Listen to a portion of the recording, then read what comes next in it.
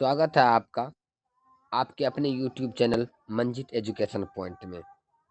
आज हम बात करेंगे अलंकार के ऊपर, जो कि प्रत्येक परीक्षा में पूछ ही दिया जाता है। तो अलंकार क्या है, सबसे पहले ये समझ लेते हैं। देखिए, जिस प्रकार से हमारी माताएं बहनें अर्थात घर की स्त्रियां अपनी सुंदरता को बढ़ाने के लिए आभूषण पहनती है सुंदर बनने के लिए, उसी प्रकार से कोई काव्य कोई काव्य को सुंदर बनाने के लिए उसमें अलंकार को जोड़ा जाता है, ताकि वह सुंदर बन सके, सुंदर दिख सके। तभी तो अलंकार का अगर आप अर्थ देखिएगा तो अलंकार मतलब अलम जोर कार, जहाँ की सिर्फ अलम का मतलब होता है आभूषण या गहना। ठीक है, तो ये गहना आभूषण कौन पहनता है? स्त्रियां पहनती है। तो ये आभूषण गहना जो है, जब काव्य पहने तो उसी को अलंकार, अलम जोरकार अर्थात अलंकार कहते हैं।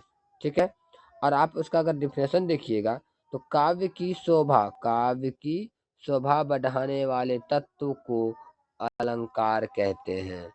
काव्य की शोभा बढ़ाने वाले तत्व को, जैसे स्त्रियों की शोभा कौन बढ़ाता है? आभूषण। उसी प्रकार से काव्य की सुंदरता बढ़ाता है अलंकार। अब बात करें कि ये सर काव्य क्या होता है, समझ में नहीं आ रहा है काव्य क्या चीज होता है। तो देखिए, ये जो काव्य है ना अपना, ये काव्य जो कवि लोग लिखते हैं ना, अपना लाइन पंक्ति, उसी को हम काव्य कहेंगे। ठीक है, जो कवि लोग कविता में या दोहा में एक पंक्ति लिखते हैं वह काव्य होता है।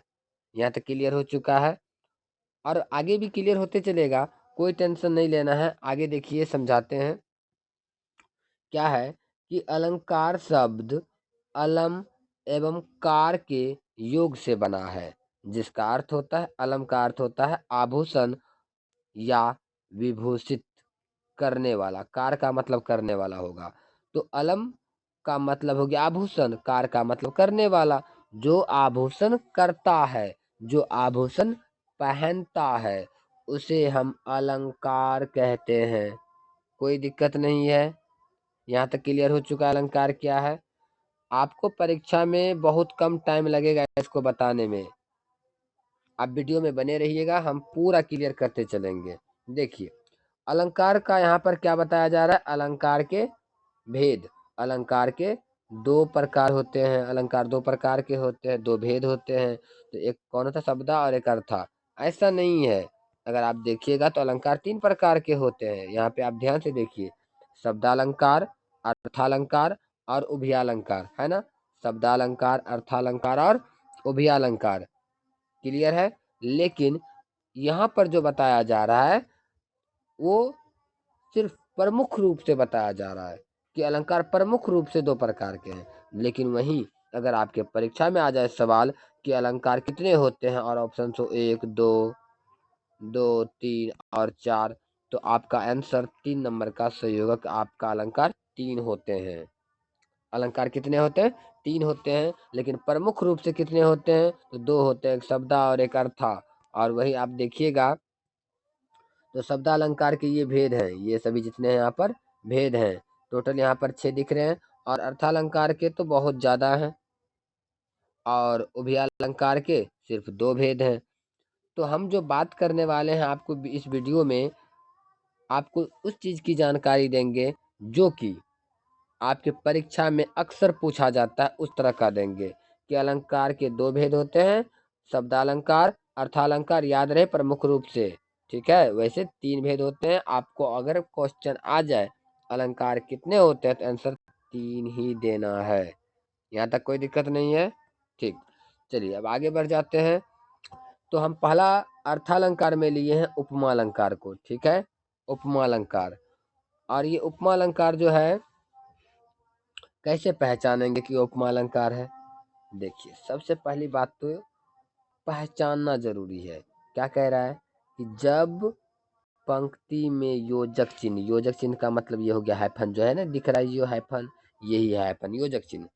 जब पंक्ति में योजक चिन्ह आए और योजक चिन्ह के बाद सा, सी, से, यहाँ पे एक छूट गया है सम, सा, सी, से, सम, सरिस आए, तो वह उपमा अलंकार होगा।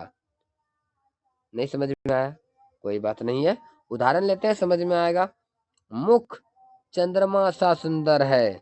मुख चंद्रमा सा सुंदर है। तो यहाँ पे देख सकते हैं, यहाँ पर जो लगा हुआ है ना, ये हाइफन योजक चिन्ह। इसके बाद क्या आया? सा आया है, सा। तो ये जो सा आया, तो यह जो है ना, मुख चंद्रमा सा सुंदर है, यह काव्य में कौन सा अलंकार है? तो बोल दीजिए उपमा अलंकार है। कैसे? यहाँ पे आप देखिए लिखा हुआ है कि जब जब पंक्ति में योजक चिन्ह आएगा और उसके बाद सासी से समसरिस आ जाएगा, तो वह उपमा अलंकार होगा। कोई दिक्कत है यहाँ तक में? नहीं ना?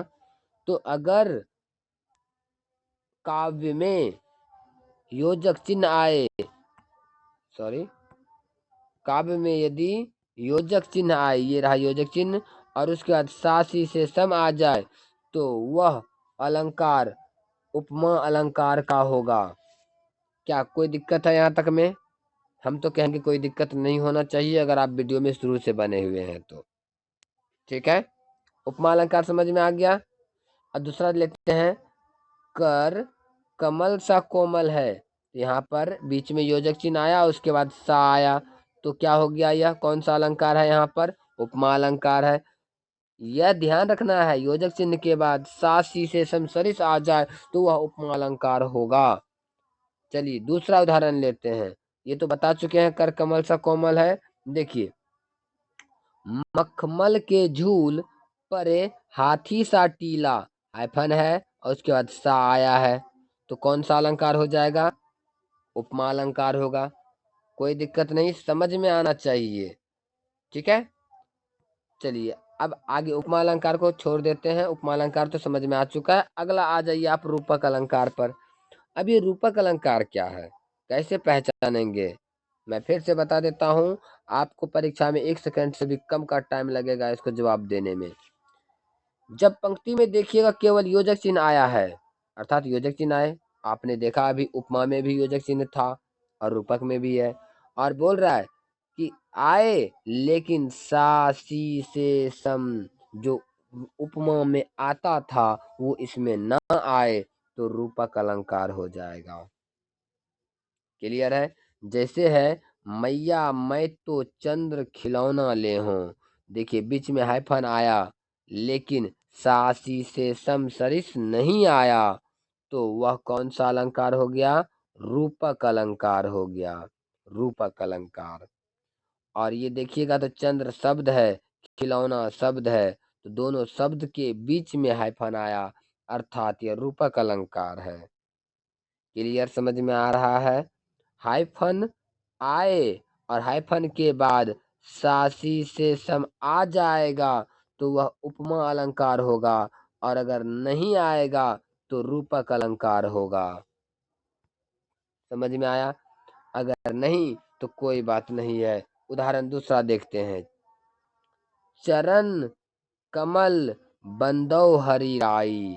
बीच में हाइफन है, सासी से नहीं है, तो कौन सा अलंकार है? रूपक।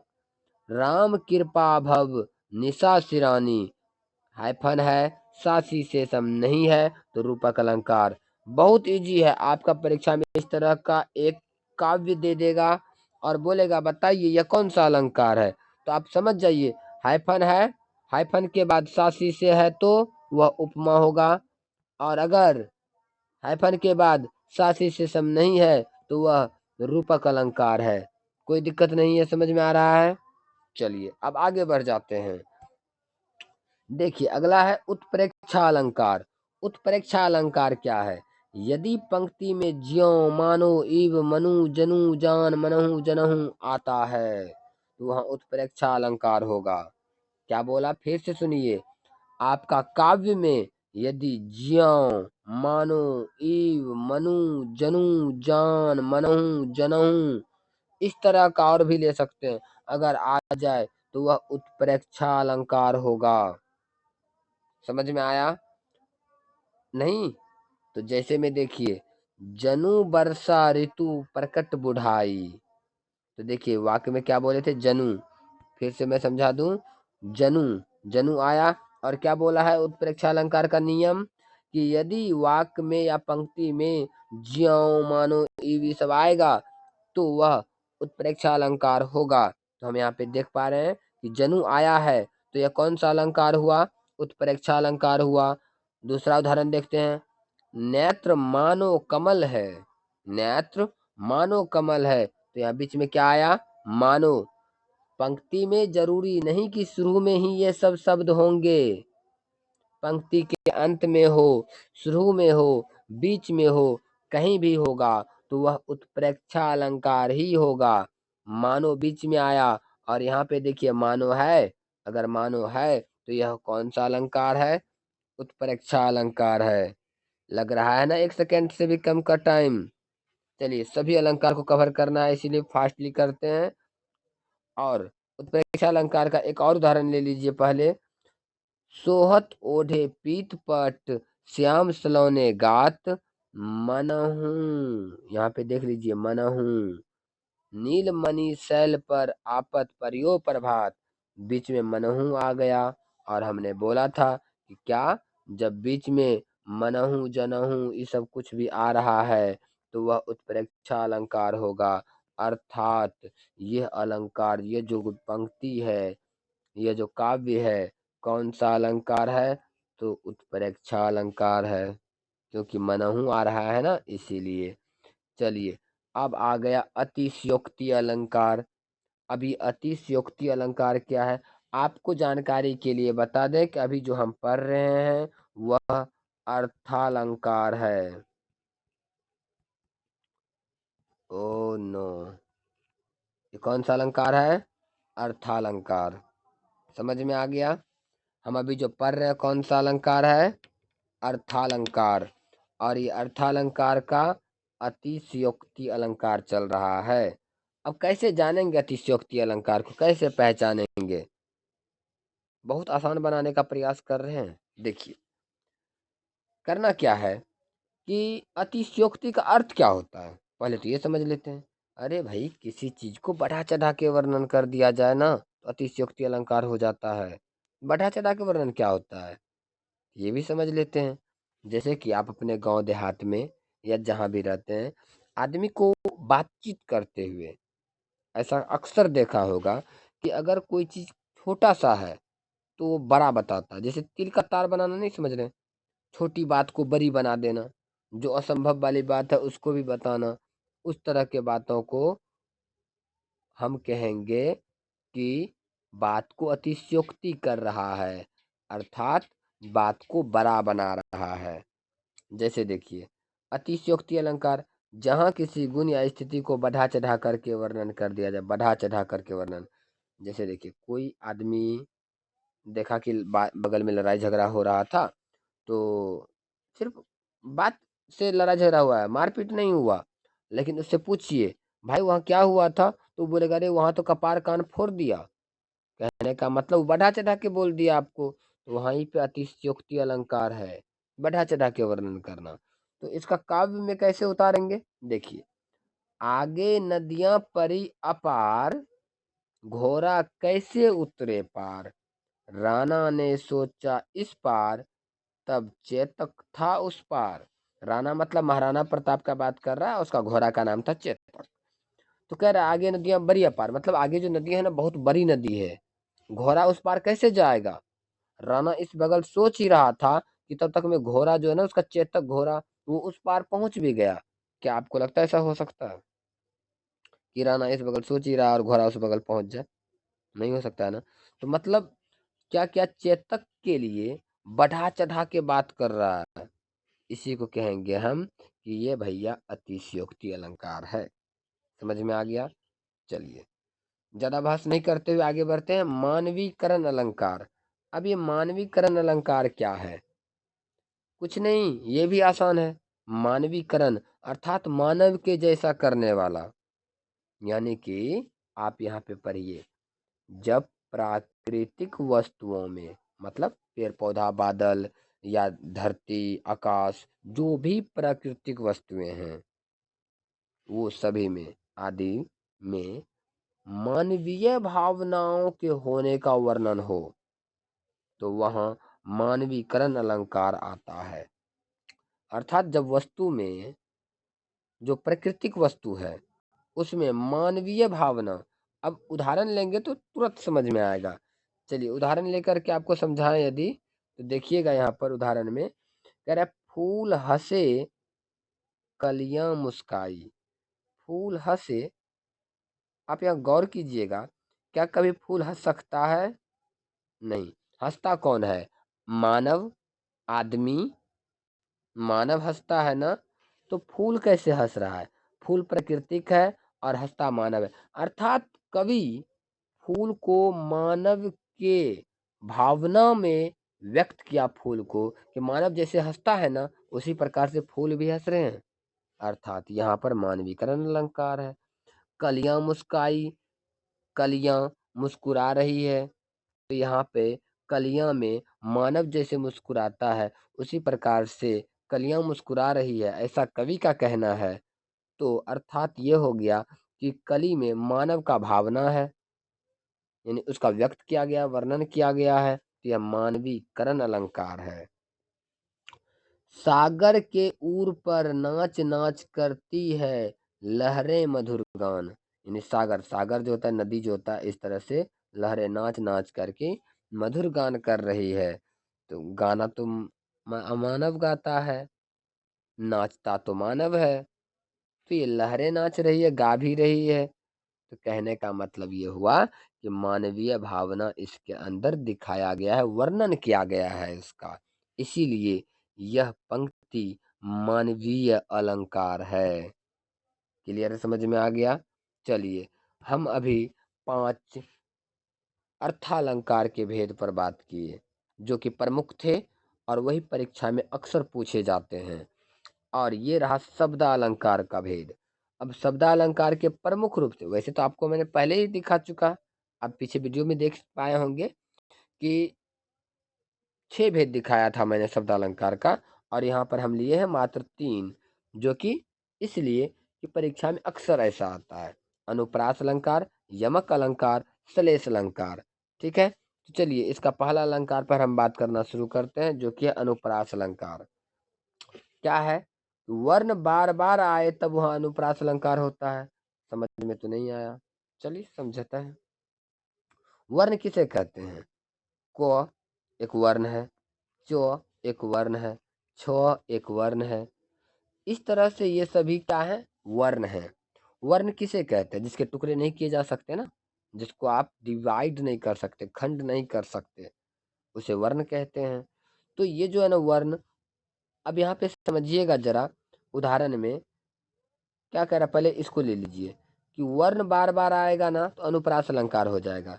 अब उदाहरण देखिए, चारु चंद्र की चंचल किरणें खेल रही जलथल में। चारु चंद्र की चंचल किरणें खेल रही जलथल में, मतलब चो क्या है? वर्ण। चो क्या है? वर्ण। चो क्या है? वर्ण। तो चो चो चो बार बार आए, एक ही वर्ण, एक ही वर्ण बार बार आए, वर्ण, ध्यान रखिएगा, वर्ण का बात कर रहे हैं। तो यहाँ पर चो बार बार आ रहा है, अर्थात यह कौन सा अलंकार है? अनुप्रास अलंकार है। जब आपके जो परीक्षा में सवाल आएगा, आपके पास तो काव्य लिखा हुआ होगा, एक पंक्ति होगा, वो पंक्ति को आप पढ़िए। चारु चंद्र की चंचल किरणें खेल रही जलथल में, तो चो चो चो आ रहा है ना, अर्थात ये अनुप्रास अलंकार है। अब दूसरा उदाहरण लीजिए, मधुर मधुर मुस्कान मनोहर, मनुज वेश का उजियाला। अर्थात मो मो मो मो क्या है? ये सब बार बार मो का उच्चारण हो रहा है, अर्थात यह अनुप्रास अलंकार है। अधिक बार वर्ण आ रहा हो तो वह अनुप्रास अलंकार हो जाएगा। क्लियर? समझ में आ गया? चलिए अगला है यमक अलंकार। अब यमक अलंकार क्या होता है? बिल्कुल उसके जैसा, जैसा कि अनुप्रास अलंकार था। ये अनुप्रास अलंकार में क्या बोला? वर्ण बार बार आएगा तो अनुप्रास अलंकार हो जाएगा। और वहीं यमक अलंकार में कहता है जब एक शब्द बार बार आएगा तो वह यमक अलंकार हो जाएगा। है ना आसान? वर्ण बार बार आएगा तो अनुप्रास अलंकार, और शब्द बार बार आएगा तो यमक अलंकार। जैसे कनक कनकते, 100 गुनी मादकता अधिकाई। कनक, कनक क्या हुआ, एक ही शब्द बार बार आया ना, तो यह हो गया यमक अलंकार। कौन सा अलंकार हो गया, यमक अलंकार। वही देखिए, वा खायो बरोई नर या पावे बोराय, ये दोनों पंक्ति एक ही है। काली घटा का घमंड घटा, घटा घटा बार बार आया, यहाँ पर यमक अलंकार कहा जा सकता है। क्यों, क्योंकि शब्द बार बार आया हुआ है ना। लेकिन यह अलंकार आपको आगे पता चल जाएगा, यह अलंकार बदलाव हो सकता था। देखिए, यमक अलंकार किसे कहते हैं, जब शब्द बार बार आएगा। ठीक है, देखिए उदाहरण दूसरा लिए हैं हम, माला फेरत जुग गया, फिरा न मन का फेर, कर का मन का डारी दे, मन का फेर। क्या हुआ, यहाँ देखिए मन का, मन का, मन का, ये भी एक मन का, कहने का मतलब मन का क्या हुआ, वैसे ये मन का से उतना लेना देना नहीं था, लेकिन ये मन का और ये मन का इम्पोर्टेंट रखता है, क्योंकि यह शब्द पूरा सेट है, ये भी सेट है और बार बार आया है। एक पंक्ति में शब्द बार बार आएगा तो यमक अलंकार होगा, और अगर वर्ण बार बार आएगा तो वह अनुप्रास अलंकार होगा। क्लियर, समझ में आ गया। मैं फिर से रिपीट कर दूं, वर्ण बार बार आएगा तो अनुप्रास अलंकार, जब शब्द बार बार आएगा तो वह यमक अलंकार होगा। ठीक है, चलिए आगे बढ़ जाते हैं। और ये है हमारा वीडियो का लास्ट अलंकार, श्लेष अलंकार, शब्दालंकार का श्लेष अलंकार। ठीक है, एक शब्द के अनेक अर्थ होते हैं। सिंपल, एक शब्द के अनेक अर्थ होते हैं, हाँ होते तो हैं। पर्यायवाची शब्द, जो कि अर्थ वही रहेगा, शब्द बदलता है वहाँ, और यहाँ क्या बोला, शब्द वही रहेगा, अर्थ बदलेगा, है ना। कोई बात नहीं है, समझा देते हैं। श्लेष अलंकार क्या होता है कि आपके पंक्ति में, आपके दोहे में, आपके काव्य में जो वर्ड होगा, जो शब्द होगा, एक ही शब्द रहेगा, लेकिन उसके अर्थ अलग अलग हो जाएंगे, अर्थ बदल जाएंगे, तो वही अलंकार श्लेष अलंकार हो जाता। जैसे रहीमन पानी राखिए, बिन पानी सब सून, पानी गए ना उबरे, मोती मानुष चून। यहाँ मानुष होना चाहिए था, मानुष, मोती मानुष चून। रहीमन पानी राखिए, बिन पानी सब सून, पानी गए न उबरे, मोती मानुष चून। क्या कह रहा है यहाँ पर, आप समझिएगा यदि, तो पानी का जो पहला पानी है ये वाला, इसका अर्थ है मनुष्य के संदर्भ में, जिसका मतलब विनम्रता है ना। रहीम दास कह रहे हैं मनुष्य को हमेशा विनम्र भाव से रहना चाहिए, है ना।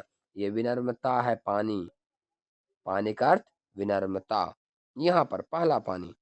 अब दूसरा पानी को देखिएगा, यहाँ पर ये जो पानी है, यहाँ भी पानी है, दोनों पानी सेम सेम है, शब्द एक ही है, बिल्कुल एक है, पानी है, पानी एक ही शब्द है, लेकिन अर्थ देखिए। अब वही दूसरा पानी का अर्थ हो गया आभा या तेज चमक, जिसके बिना मोती का कोई मूल्य नहीं। समझ में आया श्लेष अलंकार क्या होता है। अब वही चीज हम बता रहे हैं, जब शब्द एक ही हो, अर्थ अलग अलग हो जाए, तो उसी को हम कहेंगे श्लेष अलंकार। कोई दिक्कत नहीं है।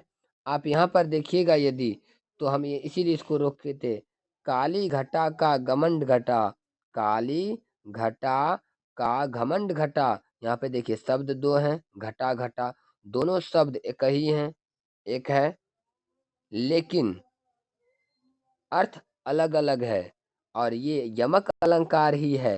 क्यों, क्योंकि शब्द अधिक बार आया हो, अर्थ अनेक भी हो सकते हैं, अर्थ अलग अलग भी हो सकता है, लेकिन शब्द अधिक बार आया है तो यमक अलंकार है। तो ये यमक अलंकार में है। और यहाँ पे अगर अर्थ समझा दूं यदि, तो घटा का मतलब है बादल, और इस घटा का मतलब होता है घटना, अर्थात माइनस हो जाना, है ना। ठीक, और ये जो है अपना श्लेष अलंकार, इसमें इस पानी का मतलब बिल्कुल बिल्कुल अलग, और इस पानी का भी मतलब बिल्कुल अलग है। इस पानी का मतलब है विनम्रता, और इस पानी का मतलब होता है तेज, आभा, चमक। समझ में आ गया। तो आज का ये वीडियो यहीं पर समाप्त होता है। मिलेंगे फिर से अगले वीडियो में, और अगर आपके पास कोई अदर समस्या है तो आप हमें कमेंट बॉक्स में भेज सकते हैं अपनी समस्याओं को, उसका भी समाधान हम अगले वीडियो में देते रहेंगे। तो तब तक के लिए धन्यवाद।